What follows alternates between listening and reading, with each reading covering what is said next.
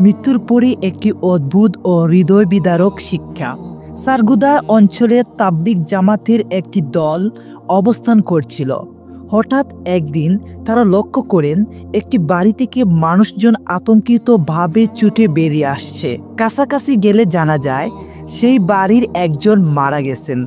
আত্মীয়স্বজন কান্নায় ভেঙে পড়েছেন এবং মৃতদেহ গোসলের প্রস্তুতি নিচ্ছিলেন। কিন্তু তখনই ঘটে এক ভয়াবহ ঘটনা।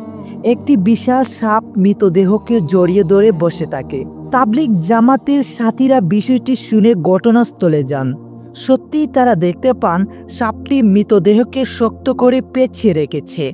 তারা মৃতের পরিবারকে বুঝিয়ে বলেন, এটা হয়তো মৃত ব্যক্তির পাপের প্রতীক।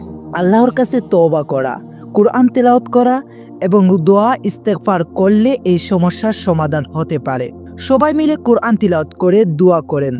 কিছুক্ষণ পর সেই বিশাল সাপটি অদৃশ্য হয়ে যায়। এরপর মৃতদেহ গোসল করিয়ে জানাজা শেষে দাফনের জন্য কবরস্থানে নিয়ে যাওয়া হয়। কিন্তু মাটি খনন করে দেহ রাখার সময় দেখা যায় সেই একই সাপ কবরের ভিতরে কুণ্ডলি পাকিয়ে অপেক্ষা করছে। অবশেষে সতর্কতার সাথে লাশটি দাফন করা হয়। সাপটি আবারও দেহকে জড়িয়ে ধরে এবং ভয়ে সবাই দ্রুত কবর ডেকে সেখান থেকে সরে আসেন। এই ভয়ানক ঘটনাটি আমাদের একটি গভীর বার্তা দেয়। পাপ থেকে মুক্তি পেতে জীবনদশা তওবা ও নেক আমলের বিকল্প নেই। আল্লাহ যেন আমাদের সবাইকে নেক কাজ করা তৌফিক দেন।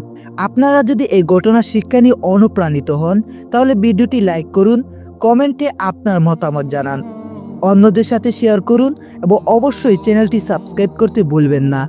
জাযাকাল্লাহ খায়ের।